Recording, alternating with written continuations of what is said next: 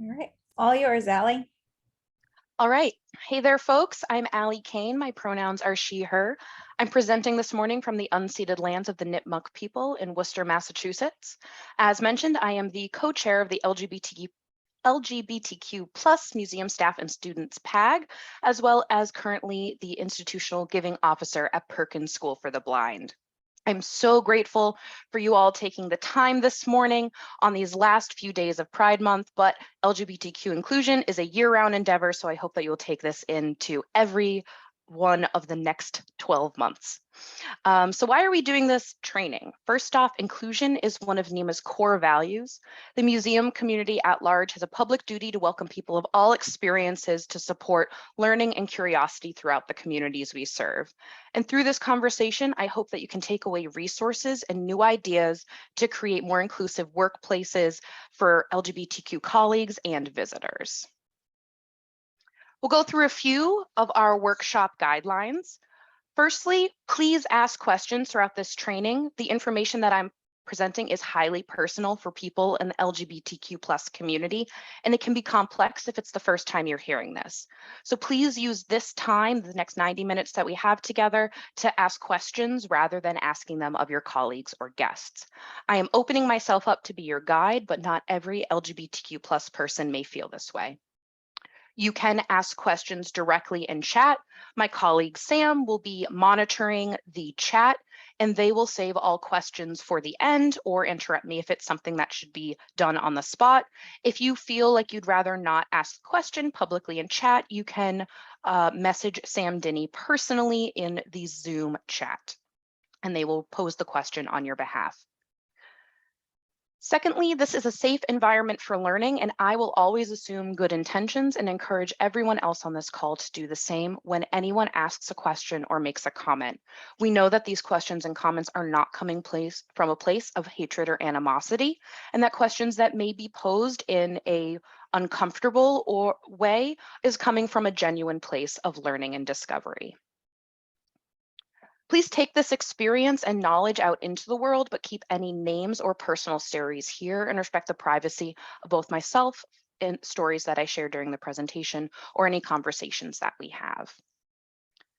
Now, some of the material that I share with you today may not align with your personal values or how you define certain terms. And some of what I explain may not feel right to you. This is because some people's definitions and experience varies. And it's also important to remember that language is always evolving. I have based this presentation on my own experience and that of my LGBTQ plus friends and colleagues. I have no idea at this point how many of my friends and colleagues have reviewed this presentation. However, even all of us cannot speak for the entire community, just as each of you cannot speak for every member of your organization or the museum field at large or other communities you may be a part of. So a little bit about what today will look like. We'll begin with an overview of why LGBTQ plus inclusion matters, and then build an understanding of LGBTQ plus identities and language. Then we'll dive into how individuals can be stronger allies, both for queer folks, for straight folks to be allies to the queer community, but also queer folks ourselves, how we can be allies to each other, as well as how your museum can be inclusive for staffs and visitors. A few notes in your handouts, you will have had a blank gender unicorn to fill out. Please make sure that you either have, if you have that printed out, or if you have a blank notebook page that you can follow along, or if you have an iPad or tablet that you can edit it, it'll be very helpful. Later on, after this presentation, you will receive a full copy of this presentation with comprehensive speaker notes, as well as a dictionary of LGBTQ plus terms and resources for your reference going forward. All of those will be emailed later on this week. Without further ado, let's get started. So why is LGBTQ plus inclusion important? Well, workplaces strive to be more diverse and are expected to be inclusive places for all. Recent studies show that there's still a long way to go when it comes to making LGBTQ plus staff feel safe in the workplace. Following statistics are from a 2020 study from the Boston Consulting Group and the New York City LGBTQ plus Center. This revealed that 40% of queer employees are closeted at work. 75% experience daily negative interactions connected to their identity.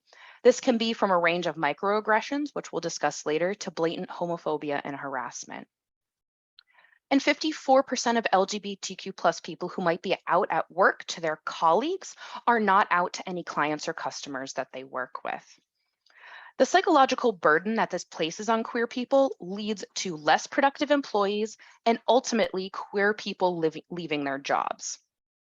And these factors can be even further exacerbated by other experiences and identities that queer people may experience, such as race, religion, disability, or workplace role. This is considered intersectionality, which we'll also dive into later on in the program. However, when people are out at work, we report feeling 2 times as safe, 1.5 times more empowered and creative. Being out at work is a matter of safety, and queer folks, like many other communities, live with a history and current threat of violence and lawful punishment. So people are only going to come out at work if we feel safe to do so. And everyone plays an important role in learning how to create a safe environment for all orientations and genders. Even if we are queer ourselves, we must be aware about how our actions are or are not supporting other queer folks. We will be exploring coming out and being out later in the presentation. So first, let's dive into an understanding of LGBTQ plus identities. So on the screen, there's a rainbow umbrella with the word queer on it. On one side of the umbrella are the letters LGB with the word sexualities. And on the other side is the letter T, which says genders, and a plus sign sits off to the side under the umbrella. When we say sexual identities, sexualities, or sexual orientations, we are talking about the ways in which we categorize and define who we are attracted to and have relationships. So the LGB stands for lesbian, gay, and bisexual. And when we say the term genders or gender identities, we are talking about the ways in which we categorize and define genders. So the T stands for transgender. Queer is often considered an umbrella term used to describe all marginalized and sexualities and genders together. Now, during the late 19th century, queer was a derogatory term, but in the 1980s, scholars and activists began to reclaim the word to establish community and represent identities beyond simply gay and lesbian. People who reject traditional gender identities and seek a broader and deliberately ambiguous alternative may use the word queer to define themselves, as I do. So the Q, when you see LGBTQ, stands for queer, but it also includes questioning those who are considering their identity. Now, not every LGBTQ plus person likes using the word queer because of its past usage as a slur or considers it a word to define themselves. It's completely a term of preference. LGBTQ plus should be the preferred terminology for straight folks, unless you've been told to refer to somebody as queer. Queer is usually an insular term used to describe oneself or one's community. And the plus is an intentional and inclusive way of representing all of the identities and experiences that are not part of the LGBTQ acronym. We will explore some in this presentation, but even more of them will be outlined in that dictionary so that this dictionary is completely not going to be something that you have to memorize, but if you ever hear words out in the world or in the media, where I hope that this dictionary that will be provided afterwards is something that you can refer to in the future. So now we have the gender unicorn. It's time to take that cute little friend out. The gender unicorn is a diagram that helps us understand gender and sexuality that makes up both of these. Now, you may have seen this as a binary spectrum, but these trios work better to describe how people represent their gender identity, expression, and beyond. So, for example, just because someone strongly identifies with maleness does not mean that they're any less female. Think of these as progress bars or power bars in a video game, so they don't have to add up to 100%, but it's simply in how they relate to each other.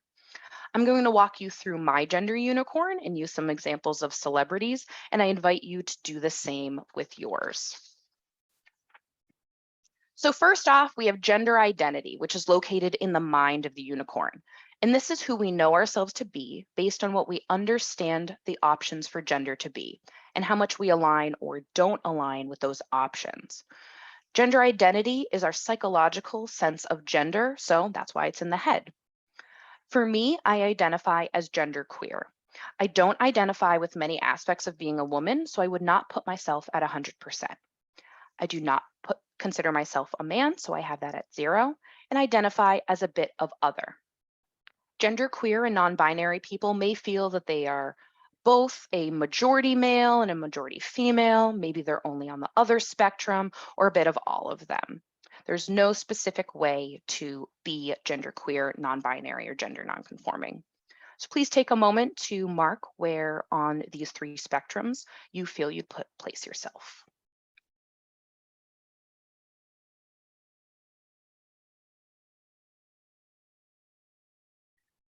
Next, we have gender expression, which is located as the clothing or pattern of the unicorn. This is all the different ways we present ourselves through our actions, our clothing, the way we speak, our behavior, and the ways that those are gendered and socially interpreted. It's all about how you feel, you express your gender. So what I'm about to say may not actually align with what you feel is feminine, masculine, and other. So for me, I love to wear dresses, jewelry, makeup for certain occasions, and I tend to wear clothing that is tailored for feminine curves. So I put myself at about 50%. I do dress a little masculine. I'd say that's at about 20%. And a good deal of my expression falls into the other category. For me, these are things like wearing Doc Martens and wearing awesome jackets. For me, that feels like an expression of my other gender expression. I've also made decisions to get tattoos and cut my hair short. And these are all elements that are neither feminine or masculine and part of my queer identity expression. So both Ellen DeGeneres and Megan Rapinoe, I can't speak completely for them, but they might be individuals that you know. They do publicly identify as women in terms of their gender identity, but they may put themselves more on the masculine of center for gender expression and less feminine than I do.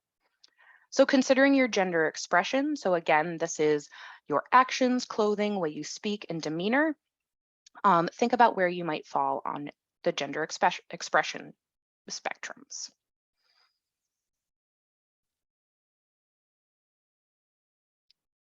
Next, we have sex assigned at birth, which is located in the pelvis of our unicorn. And this is referring to anatomical sex, the physical makeup of our bodies, and all of the body parts that are called sex characteristics, or everything you learned about in junior high school class.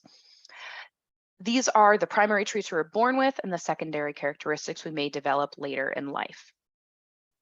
So I was born with distinctly female anatomy, so I am here.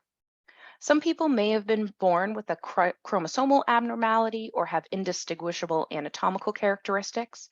You may have heard the word hermaphrodite, which is a way that we describe plants and some animals, but it's an outdated term in order to describe humans, and people use the word intersex.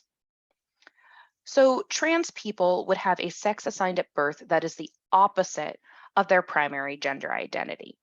So for example, Caitlyn Jenner and Laverne Cox are 2 well-known trans women. Based on their anatomy, they were assigned male at birth. However, over time, they identified with the female gender identity and female gender expression and felt that they were women, not men. And therefore, they transitioned to use female names and pronouns, used hormones and surgeries, and adopted feminine dress. They both refer to themselves as trans women. Elliot Page and Chaz Bono are 2 famous trans men who were assigned female at birth. So they would have a similar, they would mark themselves where I did on sex assigned at birth. However, their gender identity would be far more male than mine is. The opposite of transgender is cisgender. So that means that a person's personal sense of self aligns with the gender that they were assigned at birth. So please mark down how you were assigned sex at birth. Finally, we have attraction, which is in the heart of the unicorn. And this describes our gender in relation to the gender of people we feel physically, romantically, and emotionally attracted to. This categorization is referred to as sexual orientation. Many of us experience sexual attraction and emotional attraction at about the same levels and to similar genders, and therefore may not feel a big difference between the two. However, others, like people who identify as asexual, may experience emotional attraction without experiencing sexual attraction. So this means they want to go on dates and have intimate conversations with people, but really don't like some of the physical aspects of attraction. So currently I have a male partner. However, when I was single, I was mainly attracted to women and generally still am. I would characterize myself as bisexual. However, I don't really like that word. To me, it sounds like something that should be in a science textbook. So that's also why I use the word queer. It encompasses my gender identity, and gender expression that are not clearly male or female, and the fact that I am attracted to people of all genders. I experience emotional attraction at the same level that I experience physical attraction. Again, this may not be the same for everyone. So please mark down on the spectrums where you fall in terms of physical attraction and emotional attraction. Hey, Allie, we just have a clarification question. Yeah, So if you could just clarify, what is gender expression as other?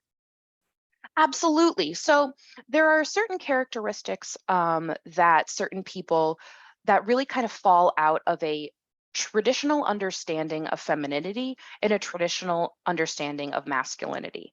And I know that is kind of intentionally nebulous, but I choose the word traditionally because this vastly differs depending on sort of like what culture we were a part of, whether that be different countries, different races, different religions. There's certain things that feel feminine. There are certain things that we've been told to be masculine, and there are certain things that fall into the other category. So for me personally, something like getting tattoos is not something that I was raised to think was feminine and was not in my traditional expression of masculinity. It's something that falls into the other category. It's really about how an individual would define um, what they've been raised to think as feminine, what they've been raised to think as masculine, and then all of those things that may fall into neither of those categories. The biggest thing, as that answer will show, is that we're socialized to oversimplify all of this and think that once we know one thing about someone, we can fill in the rest of their blanks. So for example, if we learn someone is a woman and uses she, her pronouns, we may have a picture of who that person looks like, who she's attracted to.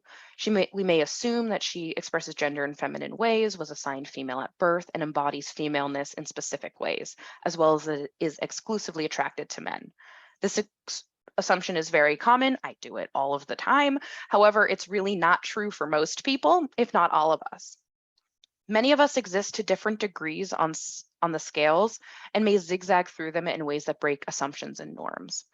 All of these characteristics change over time as we get to know ourselves better and gain new experiences. This is not how I marked myself the last time I did this presentation. And literally last night when I was doing a dress rehearsal, I had to move several of the sliders. As you followed along with this explanation, think about how you've marked yourself. Did you surprise yourself or learn something new about yourself? And were there parts that were easier or more difficult to complete? I will welcome people if they'd like to come off mic to share anything that I know this is highly personal, so don't feel compelled to, but is there anything from this that surprised you as you're walking through it? Allie, at any time, we can also pause the recording just to Okay. give a heads up if people would like that too.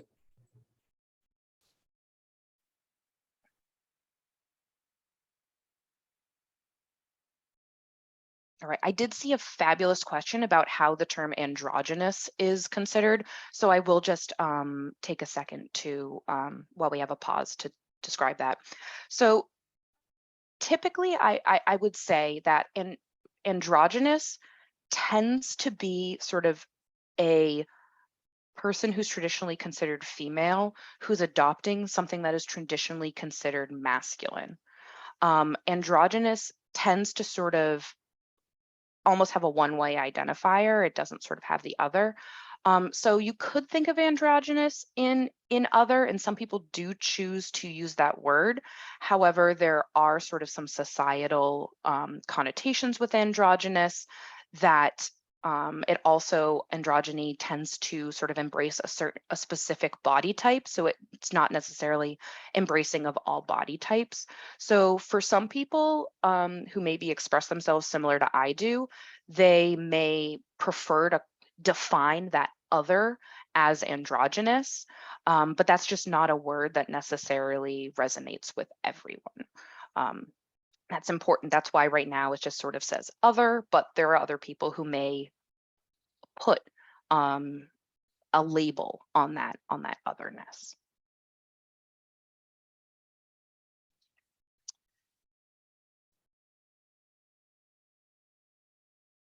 All right. Oh, pardon me. All right, so some words that you may have heard are the words cisgender, transgender, and non-binary, genderqueer, gender nonconforming. These are words that people use to describe themselves, to explain people's current and true gender identity related to how they were assigned at birth, which is often based on physical sex characteristics. So if you're cisgender, that means that the gender you were assigned at birth aligns with your identity at present. So someone who is assigned male at birth currently identifies as a man, and someone who is assigned female at birth currently identifies as a woman. Transgender means that the gender you were assigned at birth is not how you identify today. Usually this is defined as a binary. And it's important to remember that transgender is an adjective used to describe a person, not a noun. So someone who was assigned female at birth and now identifies as a man, such as Elliot Page and Chaz Bono, they are transgender men. Someone who was assigned male at birth and currently identifies as a woman is a transgender woman, such as Laverne Cox or Caitlyn Jenner. Now, some people were identified one way at birth and do not currently identify that way. They may feel both female and male, no gender, or fluid over time. These individuals may identify as non-binary, genderqueer, or gender nonconforming. They may also use the terms cisgender or transgender to describe their experience. So someone who is assigned male at birth may identify as a woman all of the time or some of the time, or identify as non-binary, genderqueer, gender fluid, or gender nonconforming. Similarly, someone who is assigned female at birth may identify sometimes as a man, as well as non-binary, genderqueer, gender fluid, or gender nonconforming. There are many other words that people use to describe themselves, but these are some of the most common. So some folks who use the term non-binary or genderqueer to describe themselves are Demi Lovato, Jonathan Van Ness, Sam Smith, Eddie Izzard, and Janelle Monáe. I hope that at least one of those examples resonates with you, and if there are two, you can think about how there's difference in how they present themselves, how in terms of their dress, how they connect with the world, as well as the pronouns we are used. Now, I know that this can be a huge topic, a huge slide to take in, but the point of it is that gender is not as rigid as we were all taught.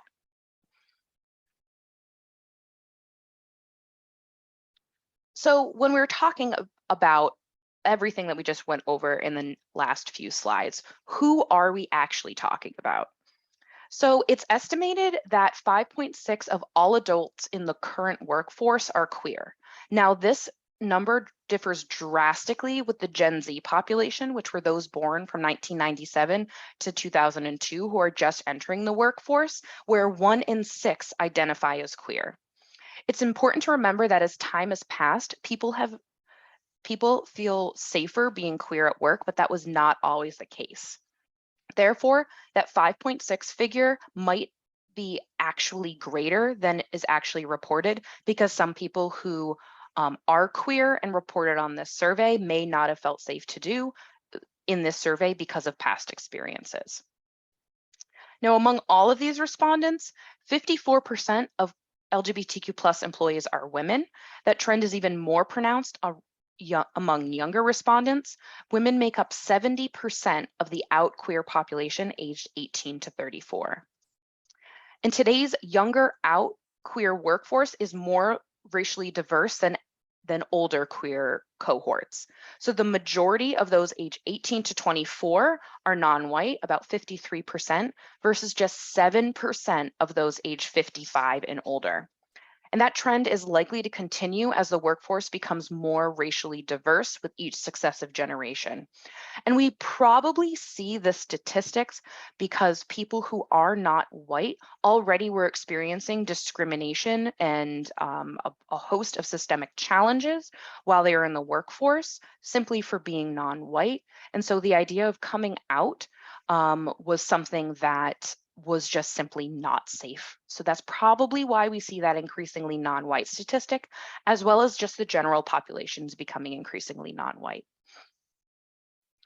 Lastly, more out queer employees identify as bisexual, which makes the importance of understanding queer identities beyond just gay and lesbian really important. Whereas most queer employees over the age of 45 are gay men, 60% of 18 to 24-year-olds of any gender identity identify as bisexual. With all of that in mind, how do we be an ally to these incredible people and this wealth of folks who are entering the workforce? The concept of allyship came about in the 1960s. Just as white allies supported anti-racist activism or men supported the feminist movement, straight people supported the LGBTQ+ revolution. The definition of an ally is someone who is the member of the dominant group or majority group who works to end oppression in their personal life or professional life through support of, as an advocate for, the oppressed population. Or in other words, working to end the system of oppression that gives them greater privilege and power based on their social group membership. So those were some fabulous words, but what does it actually mean? People who are effective allies embrace certain values to equitably and inclusively support underrepresented folks. These characteristics are important in advocating for anti-racism, anti-sexism, and anti-ableism.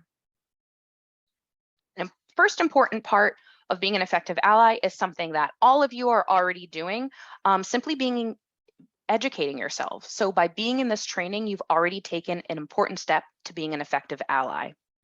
As we've reviewed, LGBTQ+ identities are complex and nuanced. Language of issues and rights are always changing. So stay up to date by reading blogs by queer folks or following LGBTQ rights in the news. This is something that I do all the time. I make sure that my Instagram feed is full of people who identify as queer and identify as queer in different ways than I do. Some of these may just be, fashion blogs or special interest blogs. Some of them are activists in their own right, so they're always keeping me up to date about this. So if you are on social media, making sure that you diversify your social media stream is a really simple way that you can do this. Also making sure that you're subscribing to places like The Advocate in terms of news, and that you're not always getting your news from one source, which is important for a host of different topics as well. Effective allies are aware of the privilege that they hold and recognize all the ways in which they've benefited throughout their lives from being part of the dominant group. So LGBTQ+ people must also recognize their privilege they live with in order to be allies for each other. So for example, many cisgender gay men and women report acceptance among colleagues and have widespread legal protections, whereas transgender employees may not. So it's important that even if we are queer ourselves, that we understand the privilege that we hold and how we can make sure that we're lifting the voices of everyone in the LGBTQ+ community. And privilege is complex, so consider where you hold power and what that means for yourself and other underrepresented folks. Allies must be aware of how LGBTQ+ identities intersect with other identities. For example, a straight Black person experiences power in being a straight person, but lives without racial power. One does not negate the other, nor is racism or homophobia the same. So it's important to understand the intersections of how someone experiences their gender identity or sexual orientation and any of the other characteristics that they may live with. Disability intersectionality is especially important within the queer community, as LGBTQ+ folks are more likely to have a visible or invisible disability than their straight peers. Allies who understand intersecting identities and appreciate the complexity of individuals work towards making space more inclusive for everyone. Allies must also be aware of the structures of privilege and otherness that creates inequity, and be reminded that all of these hierarchies and norms are socially constructed. Effective allies fight against these norms to combat widespread prejudice or discrimination against LGBTQ plus folks. A major way to do this is challenging gay or trans jokes that may happen in the workplace or in social settings. While these may seem harmless, they do perpetuate the norm that queer people are less than, other, weird, or just worthy of being the punchline of a joke. A study suggests that straight people only intervene 34% of the time when a gay or trans joke is made in the workplace or a social setting, which leaves a lot of time that these jokes or comments are going unchallenged. Allies can also fall into the mindset of thinking that we are heroes because of the privilege or power that we hold. In anti-racist spaces, this might be framed as the white savior complex or white guilt. When allies frame themselves as the strong hero, they are perpetuating the framework that LGBTQ plus people are other or weak people in need of saving, and neither of these structures are productive. Allies must have authentic motives for being an ally. Allies who are aligning with the queer community can't do so for optics or praise. That's just simply not authentic. Allies must always be learning, must be willing to be vulnerable, and have an honest motive for being an ally. And that means not being afraid to admit when you don't know something. It's better to admit that you don't know something than to make some assumptions or say something that may be incorrect or hurtful. And of course, seek out the appropriate resources, going back to the education category, to help you learn more. Allies play an important role in elevating the voices of LGBTQ plus folks. So often underrepresented folks of any identity are unintentionally or unfortunately intentionally spoken over in meetings. They just simply may not feel empowered to speak up or talk about their experience or completely be glazed over. So if a queer person speaks up and is ignored, privileged folks can use their power to reiterate or validate the point that was ignored. And if relevant, you can think about how to feature LGBTQ plus folks in the work that you produce. Lastly, it's important that allies respect identity and privacy, even when someone isn't in the room. For example, if someone uses incorrect names or pronouns, correct them. And if someone is gossiping about someone's identity, shut it down. One example might be that one colleague is asking if another colleague is trans. I would say, I don't know, John is a guy, he uses he, him pronouns, that's what I know, even if I may know that John is trans. It's important to keep that information private unless John has told us that it is okay to share that information. Allies play an important role in breaking down stigma and intervening when incorrect language is being used, as well as when someone is talking about gender or sexuality behind their backs. With all of this, it's important to remember that being an ally is a persistent pattern of action. It requires continued education, action, self-reflection, and involvement in the community to be the most effective ally.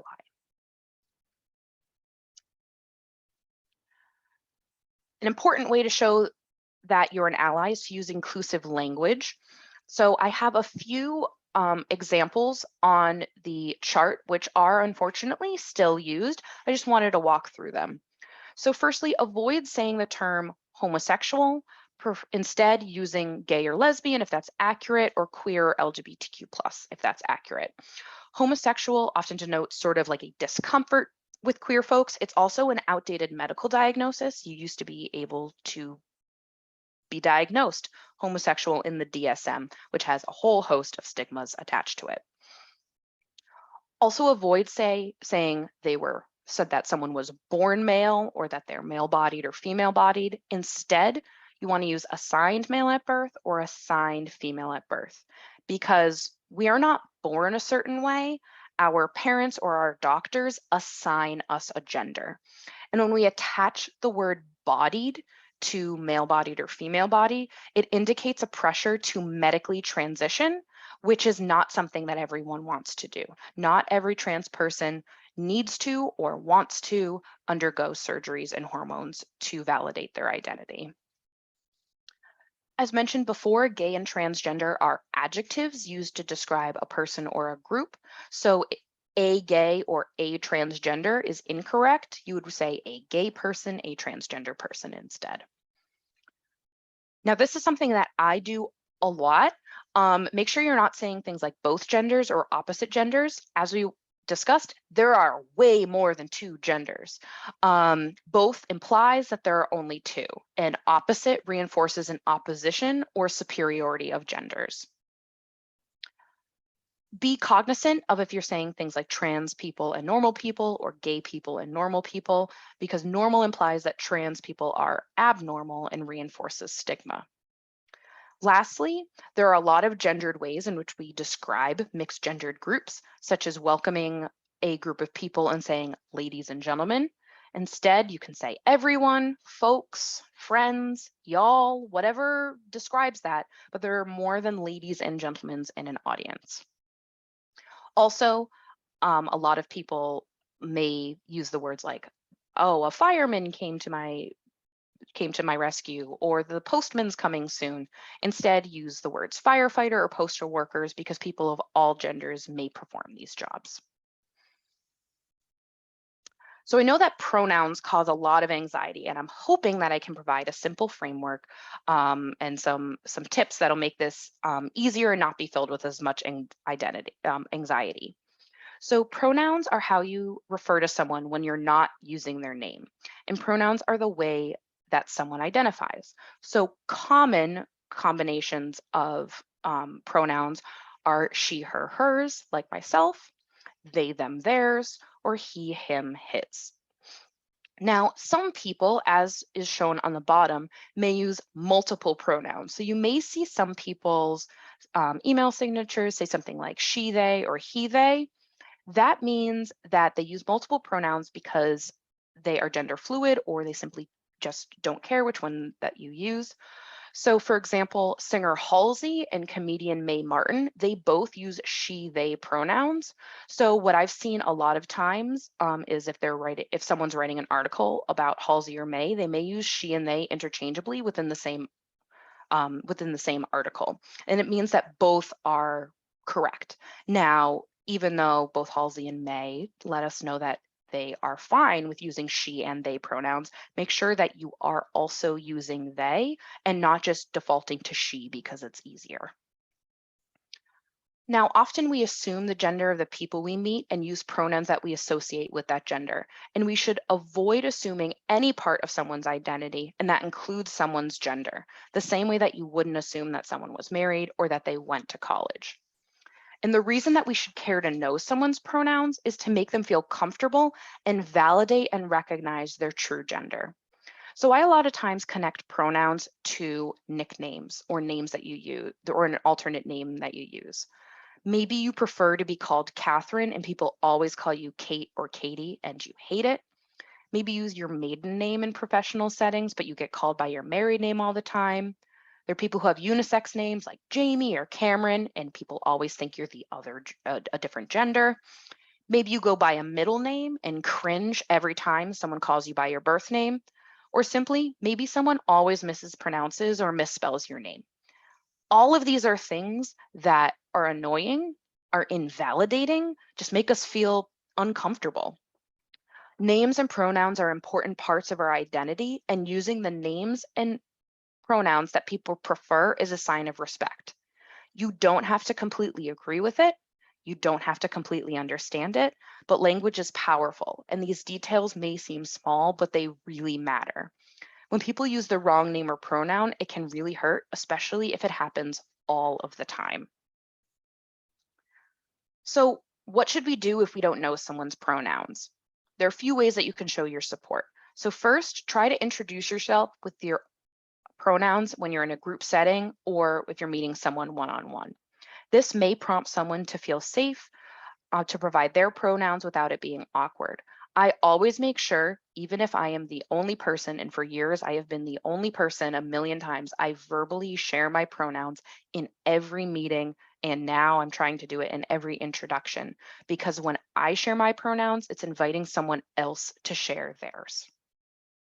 And it's totally okay to ask someone privately for their pronouns. Think about it. There's sometimes you may accidentally forget someone's name, and you may just wait for a second that you're alone. Say, hey, can you remind me of your pronouns? It's not an easy thing to ask because you don't want to make the person feel uncomfortable, but it shows that you care and that you simply just care to know this information. And if you don't know someone's pronouns, that's totally okay. Just use they, them, theirs until you find out one way or another.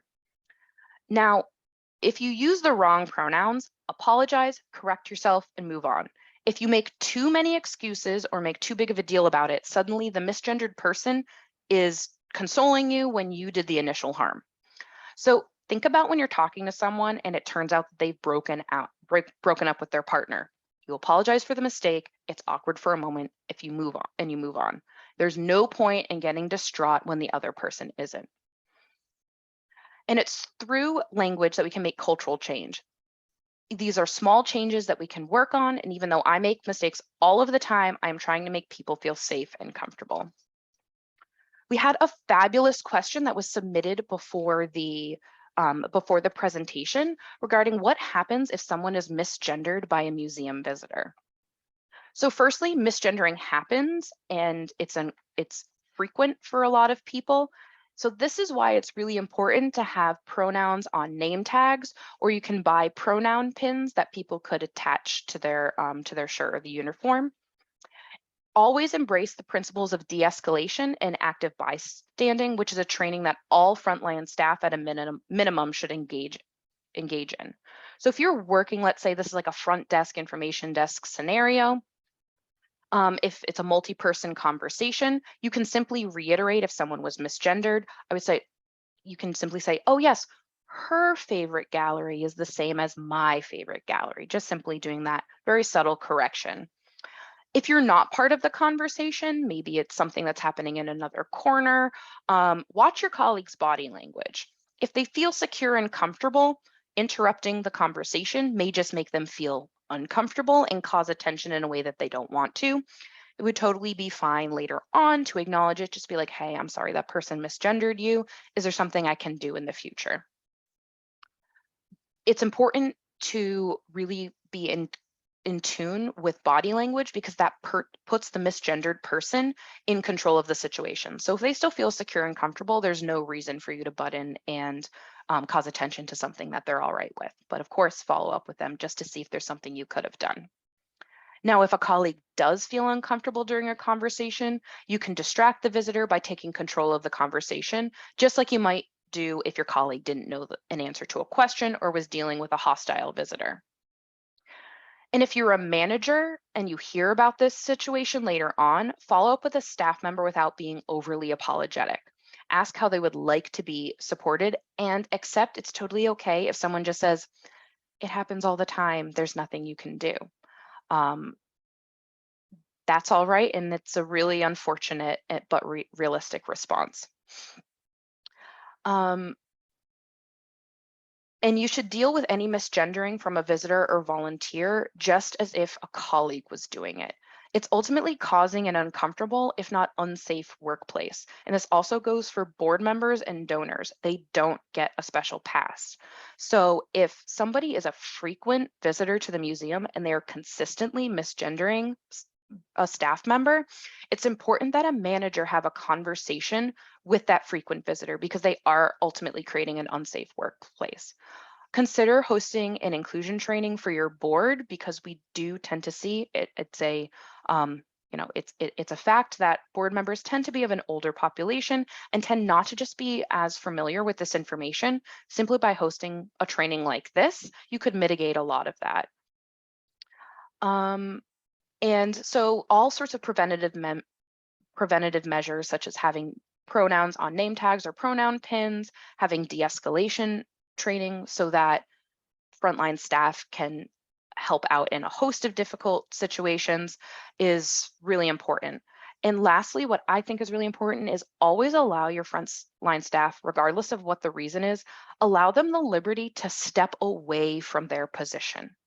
If they, for whatever reason, just need to take a breather, allow them that liberty. If there are multiple people at a front desk, they can walk away. One person can cover it. If they need coverage at a front desk and you're the manager, or maybe there's a host of people who could fill in, know that those people are on speed dial. And regardless of why, if I get a call and say, hey, Allie, we need you at the desk for 5 minutes, I'm okay to cover the desk for 5 minutes and I don't need to know why. It's really important, especially on our frontline staff, that we're allowing them the liberty to do whatever it is that they need.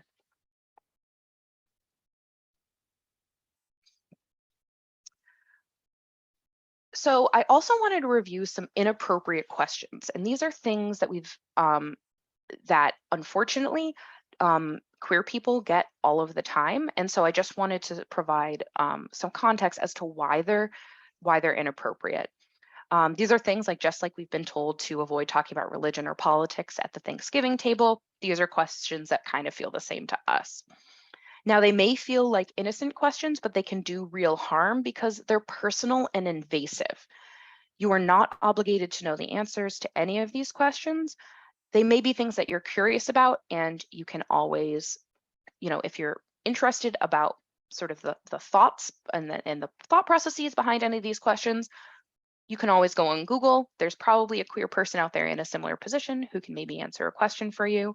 There are some queer people who may share the answer to these questions over time, but remember that they're highly personal and there's personal information all the time that anyone doesn't want to disclose. So a lot of times trans and non-binary people might get the question, what is your real name? Their real name is whatever they introduce themselves or sign their email as. Non-binary and gender non-conforming people may get asked, are you a boy or a girl? They are non-binary. There are questions, especially trans people will say, have you had a surgery or are you going to have surgery?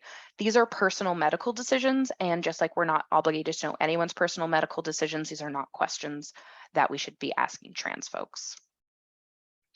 Many queer people get the question, especially maybe if they've just gotten engaged or something, are you going to have kids or are your kids adopted? Becoming a parent is a personal decision, whether you are queer or straight, and it doesn't matter how someone or if someone is going to have children. And lastly, there are people who will say, hey, you don't look gay or you don't look lesbian or something like that. It's important, as we saw in the gender unicorn, that romantic attraction, sexual orientation, and gender identity are all internal feelings that are separate from gender expression, which is how someone might look. So just because someone doesn't look like what you think a gay person or lesbian person or queer person should look like, they internally have feelings, emotions, and experiences that are otherwise. So all of these are examples of microaggressions. These are statements, actions, or incidents regarded as indirect, subtle, or unintentional discrimination against members of a marginalized group. However, on their own, they may seem totally harmless and easy to brush off. However, the problem is that these microaggressions happen all of the time. And if I received all of these questions that are on the screen in one day, it would build up a lot of stress in me. And that can be further compounded if someone is also experiencing microaggressions based on their race, ability, religion, or any other characteristics. So I've heard the metaphor a lot of times of mosquito bites. So one mosquito bite is totally fine to deal with. But when you experience multiple mosquito bites or multiple microaggressions, it can really make you feel hurt and annoyed. We're going to take some time to dive into creating an affirming workplace, but I did just want to check in to see if there were any questions based on the material we just covered. Allie, I have a few questions. Do you want me to read them to you now, or do you want me to wait till the end?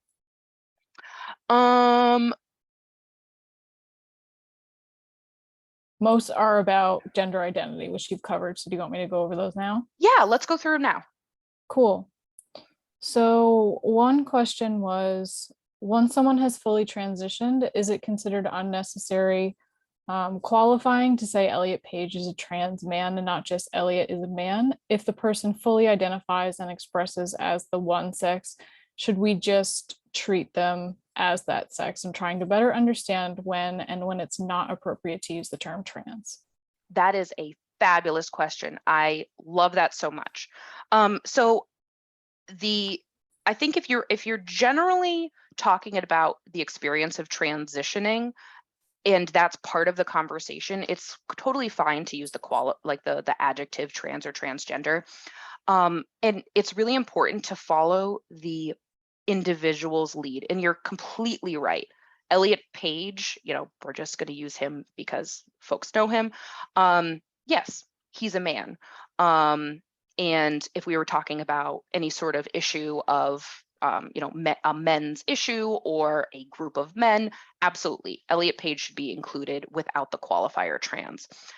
But some people feel that it's very important to use trans to describe themselves, like it's, they almost see it as a separate, because it is. Elliot Page's experience is different than many cisgender men. So I actually don't know how Elliot prefers personally, but I've seen a lot of comments where he does really embrace his transness. He's trying to use his platform, so I think he would probably feel comfortable using that, but it's really to follow someone's lead. I think it's important to probably default to not using the adjective, because what the adjective does is it then it shares something about someone's experience. So if you know that your colleague is trans, but you don't know how much they share it, you might just say like, oh, we have a new woman at work today. Not everybody needs to know that they're trans unless you know that that's something that's ingrained in them. So I think it's individual, and always default to not using the adjective unless you see them using it all the time. And there's also a question about when and why to use the term folks with an X. So as I did sort of in the chat at the beginning of the presentation, so just as you're describing the use of the term queer, is folks with an X also an umbrella term? I had addressed that I use folks with an X whenever I'm speaking to a large group of people whose pronouns and gender identities I don't know, but if you can elaborate on that. Yes, I think Sam captured that beautifully. Folks is a very just intentional way of embracing the fact that there are people of multiple gender identities in a group. So it is something that I do all of the time, and I do in professional settings. But yeah, I think it's something that it's just a similar to putting your pronouns in your signature. It's a very subtle way to show that you understand that not everybody it's just like, it's a very subtle signifier, I think, is the biggest way to use it. All right, and then just one more about using dead names. So curious about discussing trans celebrities like Elliot Page or non-celebrities dead names. So this person in a situation once where a trans celebrity came up and one friend asked what was their name before. And out of genuine curiosity, they asked that question, and another friend got mad and refused to answer and insisted the conversation move on. Their perspective, it's just never okay to talk about dead names. I would absolutely agree. Like, it's not cool to talk about dead names. Celebrities, it's hard because celebrities who transition while they're celebrities, like Elliot Page, like Caitlyn Jenner, both of them were famous before they transitioned. Laverne Cox, and Chaz Bono, I have no idea what their dead names are. So I think that there's a slight difference if it's someone who transitioned while they were a celebrity, but the biggest way that I do it is like, if I just said tomorrow, like, Elliot Page is my favorite actor, and no one knew who that was, I could say, oh, they starred in Juno. Like, there's another way that I could describe them. Or I have a trans friend from college, and I said, oh, that's my friend from college who was my big in the sorority. like just by doing that, there's another way that I can describe who that person was without dead naming them.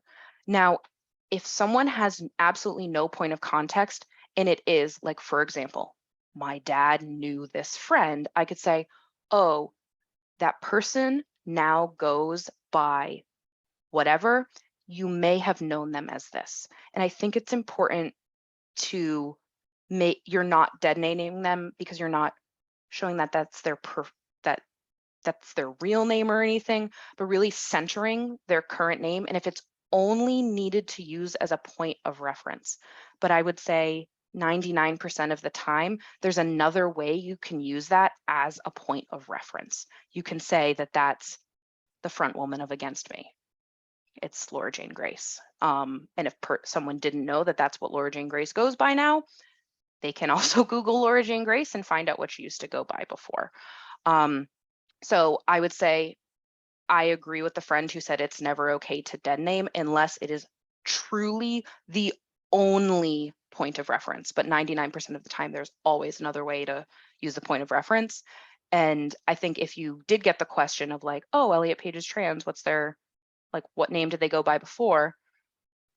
If they already know who the person is in their head, just be like, hey, I'm really not cool using someone's dead name. Like, I think that's a really great way that you can be an ally, even if you know, and Elliot Page isn't going to know. I don't think so, unless you're friends with him. You can just be like, hey, I'm really not comfortable sharing that name. Like, it's on the internet. I think that's a really just cool way you cannot normalize using someone's dead name. It's just like, I don't really want to use it.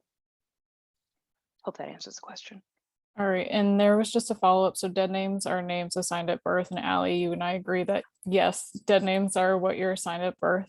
Yes. So for example, I was assigned Samantha at birth, and that is my dead name. My preferred name, as you see in my icon, is Sam. And then Allie, one more question about the LGBTQ plus umbrella. So is LGBTQ plus the generally accepted term? Some people have seen LGBTQIA plus. I would like to be most respectful, but also don't want to skip any identity. Fabulous question. So, you know, there's sort of the joke in the world that of calling it the alphabet soup acronym. There are many ways that you can put LGBTQIA. I've seen 2S for two-spirit as well. The most inclusive would be LGBTQIA2S plus, and always putting the plus, because the plus is the intentional way to show that you know that the acronym is not capturing everybody. I use LGBTQ just because just because it's short, and that's probably something that I should change.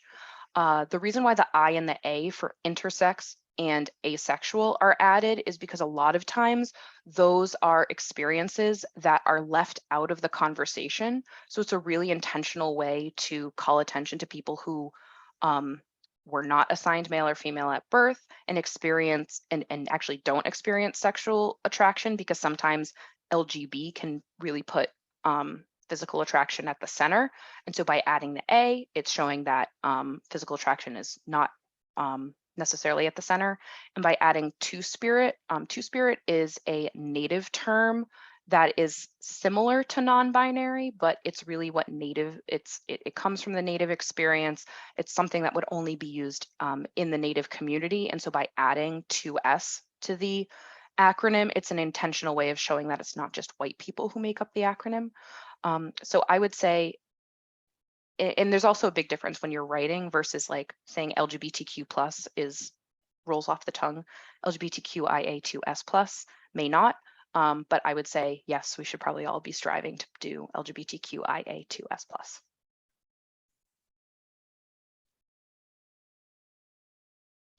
Awesome questions. Thank you. I really, really appreciate it.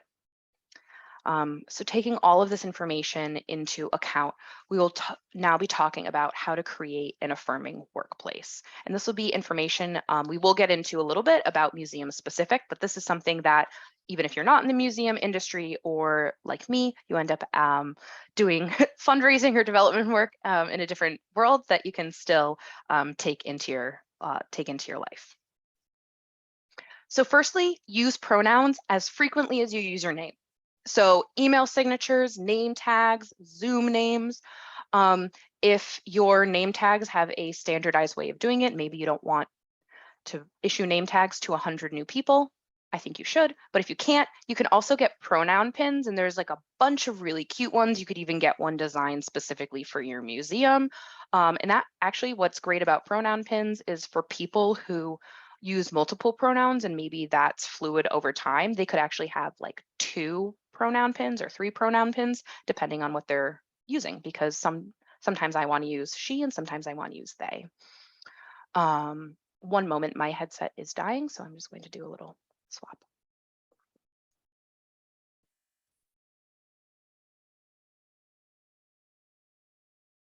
All right. Can folks hear me? I can see Sam. Can you give me a thank you? All right. Apologies for that. All right. So the next part about creating an inclusive workplace is to embrace gender neutrality. So look at how the language that's in your policies or handbooks. Make sure that you're using they instead of his or her. His or her is just A, wordy, and B, wrong, because there are more than his or her people who are working at your organization. Also, I know I've seen this before. It may say things like, our benefits cover domestic partnerships, or our benefits cover same-sex spouses. That is outdated from a time when those categorizations were distinct, were legally distinct.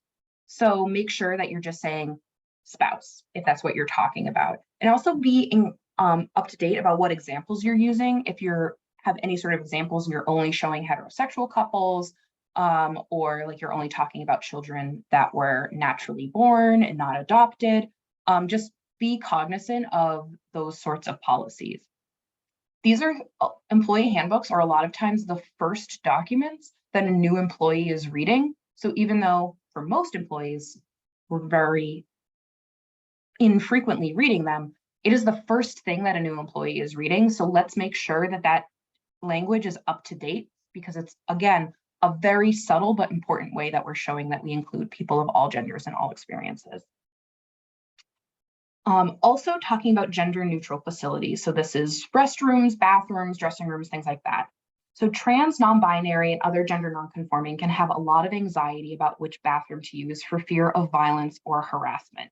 If there are bathrooms on site with a single stall, make sure that these have clear signage that these are gender neutral. And a bonus for this is that this also helps people who are parents with children or caregivers of adults.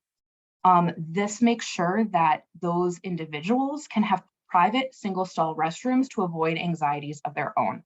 I'm thinking about my own mother for a while, was disabled and needed help using the restroom, and it was always really difficult if my dad was the only person going out with her. So simply having a gender neutral bathroom is going to help people who are trans, gender non-conforming, helping someone who's disabled, have kids, anything like that. It just helps everyone, which is the best part about it. So employee benefits vary from state to state and organization to organization. You can be inclusive of all families, both queer and straight, by making sure that your parental leave policies include adoptions and surrogacy. Also making sure that if it is for people who are having a natural birth, that the other parent or parents are allowed to also take time to bond with that child. In Massachusetts, health insurance must cover gender affirmation surgery, but also make sure that your medical leave policy includes recovery time for those surgeries. Most of these gender affirmation surgeries are not day surgeries, and time to recover is important. Similarly, make sure that sick time can be used for mental health counseling. Again, this is a policy that helps both queer and straight people who see a therapist. And also review all of your policies and take a gendered look at requirements, such as dress code. So maybe you have gendered uniforms. A typical one might be that you require female identified employees to wear a skirt and male employees to wear pants. Instead, allow, or maybe there's like a certain color scheme, allow uniforms, have a list of eligible uniforms and allow anyone to pick any uniform. This also just allows even cisgender folks to pick the uniform that they just feel better in. This also goes to tattoos, piercings, haircuts, and hair color. These are innate parts of many people's gender expression and personal identity. So it's important that you look at your dress policy and make sure that you're not discriminating for people for any sort of body modifications. These are also ways that you can make sure that your dress code policy is racially inclusive, as well as tattoos, piercing, and haircuts also can differ based on culture and race. So make sure that you're having an inclusive policy regarding that. It's also important to encourage LGBTQ+ folks to participate in professional development and networking opportunities that are targeted for queer folks. So if your company or organization is large enough, support the creation of an LGBTQ+ affinity group that can advocate for more inclusive practices, as well as provide support for fellow queer folks. And if your organization is small, help queer staff find industry networks that provide similar activism and camaraderie. That is exactly why Sam and I created the LGBTQ+ Museum Staff and Students PAG with NEMA. There are over 300 people in our Facebook group providing support for queer folks and allied professionals nationwide and beyond. And look to these same organizations to recruit queer people to work in your organization, as well as post employment and volunteer opportunities. This is an intentional way to recruit people of other traditionally represented groups in a very intentional way. Of course, respect privacy. Privacy is paramount in any HR office, but be sure that you have policies in place so that documents with legal names or spouse names cannot be seen by other employees. For example, many paychecks and W-2s must include a legal name, and not every trans or gender nonconforming person has the ability or the desire to change their legal name. So if you're putting W-2s in a public place, such as an open mailbox or simply on someone's desk, other employees can see that legal name. So let's just make sure that we're being careful about how those get distributed. As much as possible, use people's chosen name, such as name tags and email addresses. There are several workplaces that will simply maybe just use a name on an application to create an email address, and that might be wrong. And that goes for myself. I would much rather be professionally known as Ally than as Allison. So it was really great when I applied to Perkins, they said, what would you like your email address to be?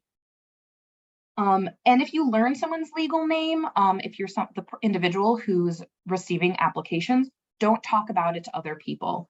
It can be really harmful and invalidating to trans people to hear their legal or birth name. In addition, be cognizant if someone interviews, for example, as Samantha and uses she, her pronouns, and that's what's on maybe the resume, but when you're processing her paperwork, maybe the identification says George and a male gender, it may be important that to Samantha that no one knows about her legal name and gender. So if you're the person processing that paperwork, make sure that you're the only person who knows, and you don't need to go ask Samantha if it is correct. If that is the information that she gave to you, it is correct. This is not just for Samantha's comfort, but it's also for safety against discrimination or violence, because unfortunately, there could be people who, once they find out that she is trans, just makes an uncomfortable situation for her to work. So coming out in the workplace, coming out is a unique experience for every queer person, depending on both their personal experience and the workplace. For some people, they've been out in their personal lives for many, many years and are totally comfortable with being out in the workplace. Others may not want their coworkers to know they are queer for just personal privacy reasons or for fear of discrimination. And even further, some people may just be discovering their sexual orientation or gender identity. While coming out is often thought of as an initial recognition that you're gay and sharing that with your friends and family, It's a continuous process and activity that queer folks experience constantly. For example, every time I meet a new person, I have to come out.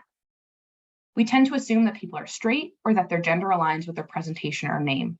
It can be a tiring process to break this assumption and to combat any assumptions that are made. So it's important to understand the complexities of coming out to make you a better ally and overall create a more inclusive workplace. So first important distinction is to understand the difference between coming out as lesbian, gay, bisexual versus transgender, gender nonconforming as well. So most people, and again, I use the caveat, most people who are lesbian, gay, or bi see this as revealing a truth that allows other people to know that they are living their authentic self. And there can be great importance on coming out as lesbian, gay, or bisexual in order to be happy and whole. However, and again, not every person who's lesbian, gay, or bi has to come out in the workplace or publicly. However, when a trans person has transitioned and is living their authentic life, it can be disempowering for a trans person to disclose to other people that are trans. Going back to that conversation of should we use the adjective trans and really following the individual's lead. Sometimes when a person learns that someone is trans, they suddenly no longer see that person as real and authentic. A transgender person's gender history is personal information, so it's up to them to share with others. Do not casually share this information if you know about it, or don't speculate or gossip about someone you think is trans. Not only is this an invasion of privacy, it can also have negative consequences in a world that is very intolerant of gender diversity. Trans people in some states can lose their job, they can lose their housing, they can lose their friends, or even their lives when other people find out about their gender history. A person who's questioning or exploring their gender identity may take some time to figure out what's true for them. For example, maybe they'll ask you to use a specific name or pronoun and later decide to change that. Be respectful and use the name and pronoun that they request. Understand that they may not be comfortable coming out to other colleagues, so it's important to respect their boundaries and comfort level with who else knows that information. So if someone comes out to you, it's totally okay to say, hey, do you want me to keep this information private, or what pronoun should I use during a staff meeting? However, there may be people who, when you say, do you want me to keep this information private, they may ask you to help them come out. And they may say, hey, yeah, can you actually tell these 3 people because you're closer to them? So it's really important to really respect their boundaries. And again, empower the person who's coming out to you in whatever way that you can do best to support them. And this is true for telling your significant other or your roommates. This is personal, private information. I know I don't want people gossiping about me to their partners. So if someone comes out to you at work, it's, you can say generally like, hey, I'm wondering about how I should support them, but don't be like, oh my God, Allie just told me that she's gay. Like, no, it's not something to gossip about. But if you wanted support because maybe your partner's been in a similar experience, you, again, take the names out of it and you can still ask them for advice, but it's not something to gossip about. When someone comes out, value their individuality. So saying something like, I always knew, or downplaying the significance of their sharing with you puts the focus on how you perceive them. Also, please don't introduce us to your LGBTQ plus friend. Support is important, but not every queer person wants to be friends with every other queer person. If someone needs a recommendation or a connection, they will make that clear. These kind of actions and comments perpetuate stereotypes that all queer people are the same rather than unique individuals. Also remember that there's no right or wrong way to transition, and it's different for every person. Some transgender people may have access to medical care like hormones and surgeries, and that's an important part of their experience to align their bodies with their gender identity. Some trans people may not want hormones or surgery or cannot access that due to lack of financial resources or lack of access. Trans person's identity is not dependent on medical procedures or their physicality. So if someone tells you that they are trans, just accept that they are. Be careful of pseudo compliments like, I never would have known you're trans, or, oh, you're so brave, because that can undermine the individual experience that someone is going through. And remember that being queer is only one component of who we are. So you can, so if someone's coming out, you can show your support by checking in, but remember that they have other interests and are connected to you in other ways. Coming out is a huge sign of trust, and continue to build that trust by being supportive and continuing your relationship just as you had done in the past.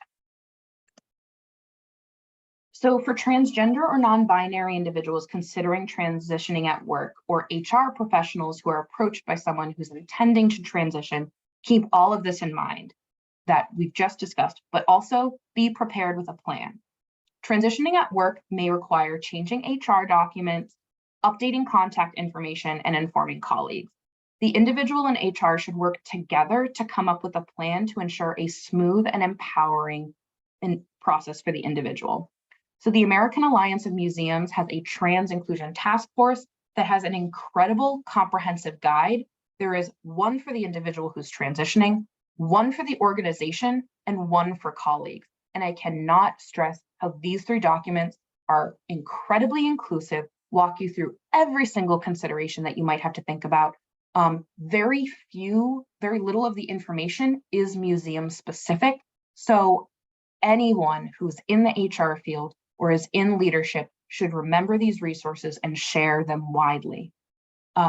One example that I never would have thought of in a million years is changing email addresses. If you're like at Perkins, it's ally.kane.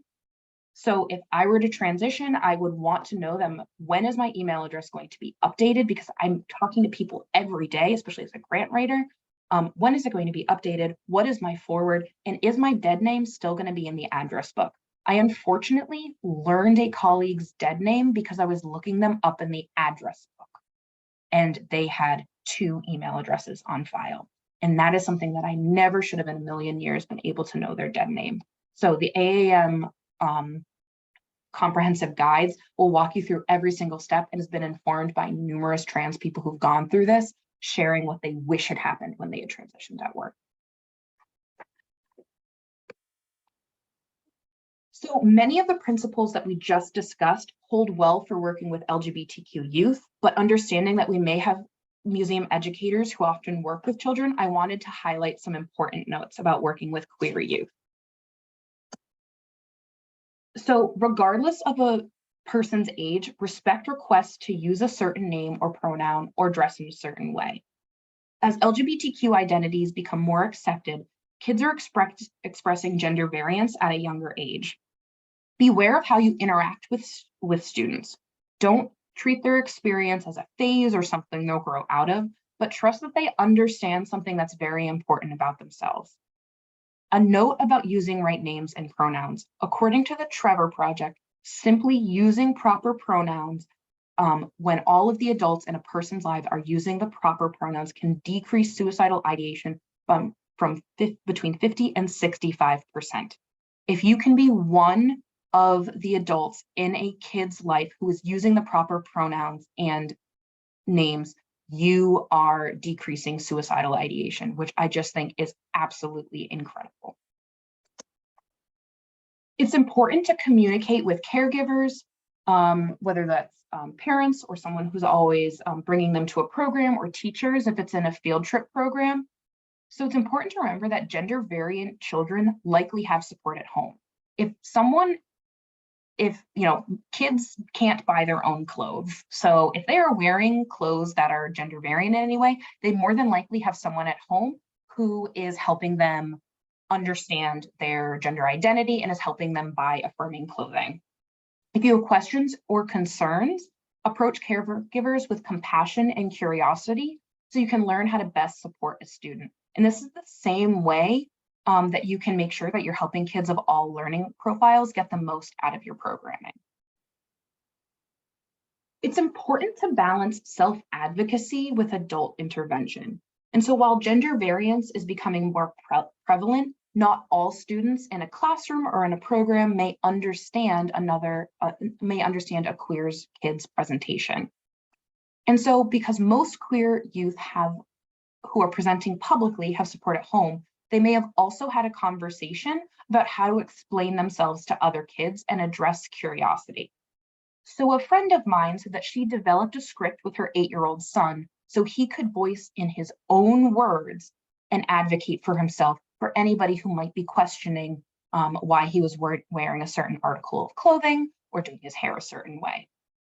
Generally, peers may just be curious because they're understanding the world around them, and that's a good thing. However, if the conversation does turn uncomfortable, intervene as an ally just as you would if any other kid was getting picked on or being bullied. We'll now go into a bit of information about creating an affirming museum. The American Alliance of Museums has created a comprehensive assessment of how to become a welcoming museum for LGBTQ+ public and the staff. And so there are several themes that I will go through. I will also let you know that as a development professional, I am not an educator. I am not in collections. So I may not be able to answer detailed questions, but I did want to provide an overview. So museums can create authentically welcoming experiences for queer folks by ensuring that they are represented in exhibits and marketing.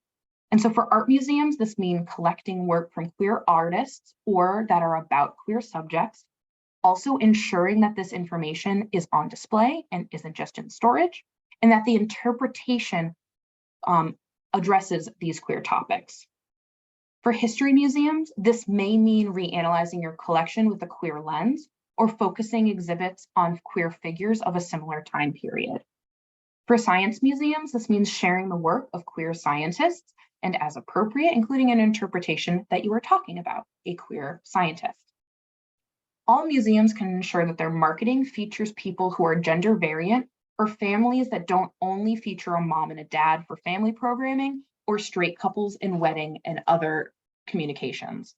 Also consider multi-generational families and multiracial families to make sure families of all experiences and all makeups feel seen and welcome.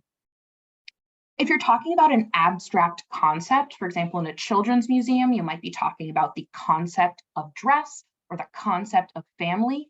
Take a critical look to make sure you're not making assumptions about straightness or binary genders. Also remember that LGBTQ+ representation is important beyond the month of June. Authentic representation and inclusion of queer content should be visible at any time of the year and integrated throughout your collection's exhibits. And as always, representation should showcase the diversity of the LGBTQ+ community. That means people of all genders, races, socioeconomics, ability, religions, and beyond. So I don't know when the last time you looked at your collections or donor policy. I happened to just go through our gift acceptance policy, and it was very outdated, and I'm sure many of yours are as well. But these can be problematic for queer people. So for example, some queer people may not be legally married, and archival material can be donated from non-legal heirs. So make sure, just as you would in any circumstance, that you are clear about chains of ownership to make sure that those folks have a right to donate that material. Also, a transgender donor may need their name or pronouns updated in your donor database, or a transgender artist information may need to be updated in interpretation. Ensure that your policies support these realities and that you prioritize addressing these issues promptly and seriously. Next, engage the LGBTQ+ community as a distinct and legitimate audience to serve as visitors as well as your part of your decision-making. Build relationships with LGBTQ+ organizations and individuals to understand the community's needs and how you can support these needs. You can advertise in relevant publications and media, not just about Pride events, but about anything that you have coming up. And also invite LGBTQ+ leaders to participate in advisory committees or on the board and trustees to ensure that you have authentic, impactful involvement at all levels of your organization. And welcome reinterpretation of your materials. Queer scholarship is evolving and expanding. Our predecessors may have intentionally ignored or unintentionally overlooked the queer context of our collections. There are also many historic artists and figures that may have been in the closet or did not have the language to articulate their experience, so queer scholarship can help unearth some of these realities. Make sure that queer scholars have access to your collections and be open to reinterpretation of closely held truths. Even if it's at the center of your museum, be open to the fact that the previous scholarship may not have fully captured the clear context of a particular story or event. Also, make sure that your practices are welcoming participation of all kinds of families and all partnerships. Many of our forms and data input processes can be very gendered and heteronormative. For example, does your membership mandate that it only accepts 2 married adults or 2 adults who live at the same address? Most families, both queer and straight, don't look like that. When someone registers for an event with a guest, don't make assumptions about the gender of the guest. You can simply say, what's the guest's name, not what's your girlfriend's name, what's your boyfriend's name. When consider changing your donor mailings and exclude titles such as Mr. or Mrs. I know that this was especially true when I worked at the Garden, that we would have lots of parents and children who were sharing a membership. And so if they were, maybe it was a mother and son, they would get something written to Mr. and Mrs. John Smith when they were not married. That's awkward. If you just put 2 people's first names, you are not making assumptions about if Mr. and Mrs. is correct in the first place or the relationships between each other. And of course, never assume the gender of someone named Alex, Cameron, Jordan, or whatever based on their partner's name. If someone registers for an event, just enter them into the donor database. And when you're offering family programming, steer away from gendered programming like a girls' tea party or dad and daughter day out, but instead focus on the content to welcome people, kids of all genders and any caregiver in their lives. These are just a few of the many touch points that are in the American Alliance of Museums assessment. I am not paid a dime from AAM, and all I can say is that I genuinely say that the assessment that they have is really great. It's, I think, a 60 to 80 page assessment, but it goes through every aspect of your museum so that you can think about how you are being welcoming. And many of those assessments also help support inclusion of ability, inclusion of race. So I highly recommend. It's just a free download on AAM. So I know this is a lot of information to process, and what is important to remember is that there are no right answers. It's important to educate yourself on these topics, taking things like taking this training and having these materials on hand and coming into every situation and interact with every person with respect and kindness.